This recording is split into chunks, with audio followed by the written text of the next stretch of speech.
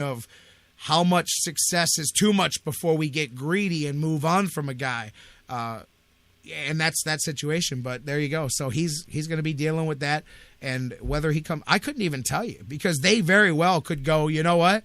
He's lost 6 consecutive playoff games here in the first round. One and done. Haven't won a playoff game since 1991, and that continues again here today. Like I said, man, that team would have been hard pressed to win with the injuries and everything yesterday as it was. But we'll see what happens. But it's amazing the culture that we live in. It is. It's today's society that a coach can be in that position, but it's what have you done for me? It's not even what have you done for me now. It's what have you done for me 5 minutes ago. They've moved on already, but already. So we'll see whether Marvin Lewis stays in place or not. Colts are going to move on there. That's going to be a marquee showdown coming up on the divisional round. Couple of big marquee quarterbacks and doing it again. And you've got Peyton's new team and Peyton's old team, and the old replacement for old number 18 there, man. Colts and Broncos as well. 2 good divisional round games coming up in the AFC. And then looking again, the controversial one to wrap things up here with the playoffs, and I'm going to get my man Dan Wismar here on the phone with us. You look at the final game with the Cowboys and the Lions, and I'll tell you, that was a tale of 2 games, because Detroit was doing what they had to do, and it looked like, wow, man, they're really going to be able to handle things here with the Cowboys. I thought for sure, and I think the narrative was in the first half, here goes Tony Romo again, here goes the Cowboys, they're going to choke again. Detroit, I remember crazy, just how you remember certain things from your childhood. Speaking of 1991 with the Bengals, Lions go back the same to 1991 when the last time they won a playoff game. I actually remember, I don't know where we were going, my dad and I and my brothers, but I remember being in a car driving for hours around Cleveland. I don't know if we were running errands or what, but I remember being in the car and listening to the radio play-by-play of that Detroit Lions team that lost in the NFC Championship game with Barry Sanders and that. I remember listening to that. I remember that though, because I thought for sure that Barry Sanders was one of my favorites as a kid. Just one of my absolute favorites, man. And so his rookie card was one of my prized possessions. I'm like, yeah, man, Okie. But anyway, yeah, so I remember that game. Who even remembers stuff like that? But I remember that. Anyways, circling back around here, and they beat Dallas. Then was when they advanced to the championship game. They beat Dallas in the divisional round that year. But looked like Detroit was going to take care of business, man. And then in the second half, and of course, all of the focus is on the non-call reversal. That was just, I don't even know what the explanation. And of course, Deadspin comes out with their own twist on it too. I don't know if you guys saw, but you could kind of just piggyback the 2 stories together, because that's what TMZ and Deadspin are doing now. The stuff about the referee, the guy from the committee of officiating out on the Cowboys party bus. Yeah, there's pictures of him coming off the party bus. They had some I don't want to use the S word. They had some female dancing entertainment on the bus, and they were heading to the Strip, and they were all kinds of things going on. And there's some question marks about that. And then this, and now it's Dallas, and so there's all kinds of stuff there. But what a crazy call. The flag's there, then the flag's picked up, and then you got Des Bryant out there arguing the call. He's 15, 20 yards off where he's supposed to be. No helmet on the field. Why is there no call put there as well? And a lot of explanation or not explanations there. But I will give Jim Caldwell credit. And we say this all the time. It sucks and sometimes a game really is a one-play thing, but it's not. That's even when it's a big play. That's not always necessarily the case. He did a good job of being a pro as far as saying, hey, we had other chances, but what else is he supposed to say? That was a tough one there, and still a chance to get it back. You had the fumble there, and the Lions were getting a shot, but they were shut down. Was it right around midfield there on that turnover on possession, and that was the end of the final shot there. Lions continue to be winless since 91 in the playoffs, and Dallas, hey, They get off the schneid, Tony Romo. They get the victory, the come from behind, just when it was looking as business as usual for the Cowboys. And there you go, man. So now they're going to head to Green Bay. I thought this was I always like those stats that bring things around full circle. And I thought this was one of those. Now the Cowboys are going to go to Green Bay.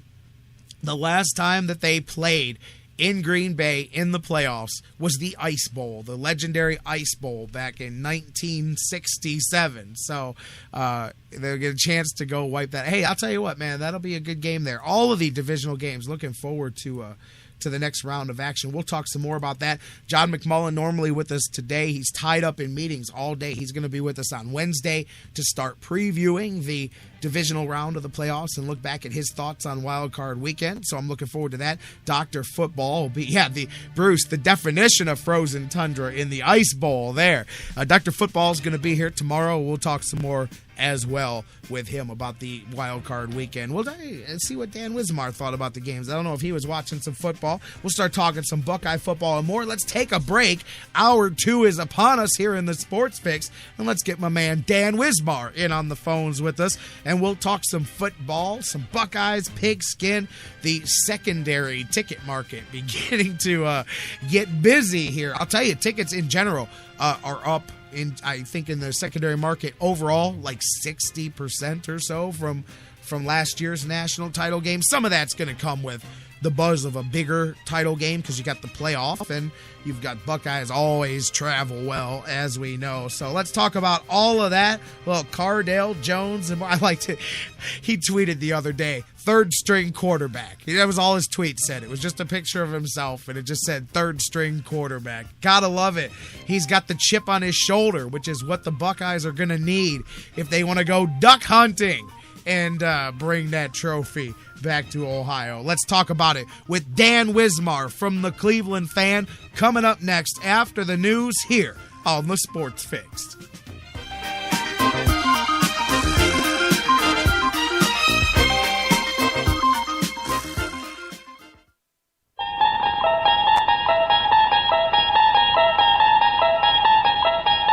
You unlock this door with the key of imagination. Beyond it is another dimension. A dimension of sound. A dimension of mind. You're moving into a land of both shadow and substance, of things and ideas. You've just crossed over into the Sports Fix. We'll be right back. It's an addiction. The Sports Fix. We'll be right back.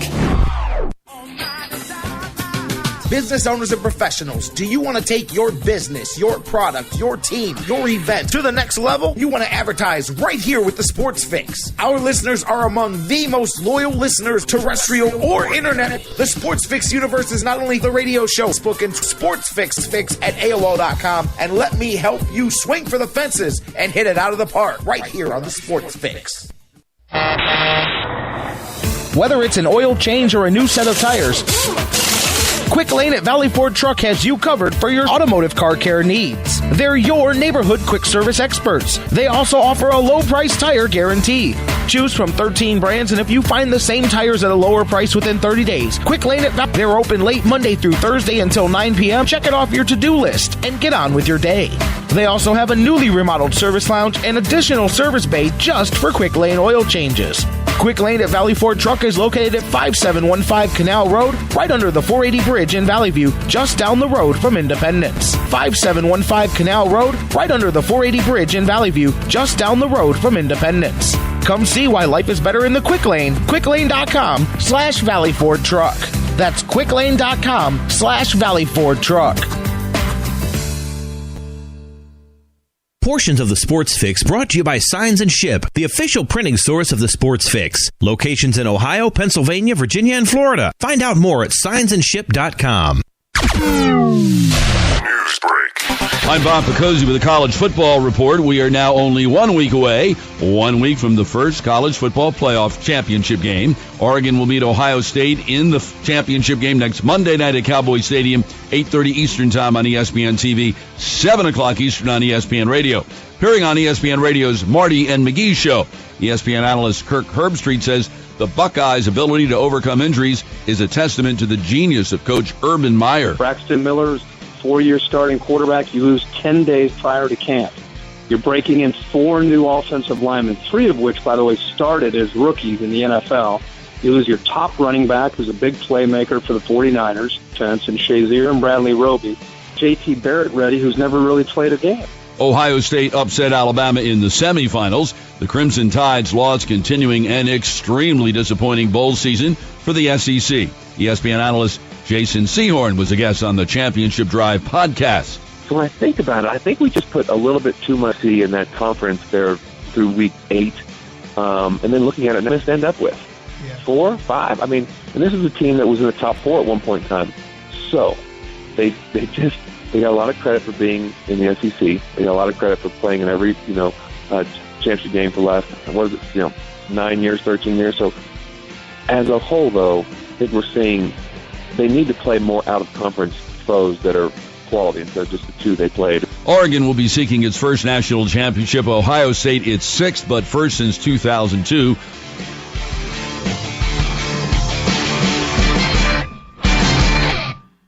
You're listening to the Sports Fix. Let's do it.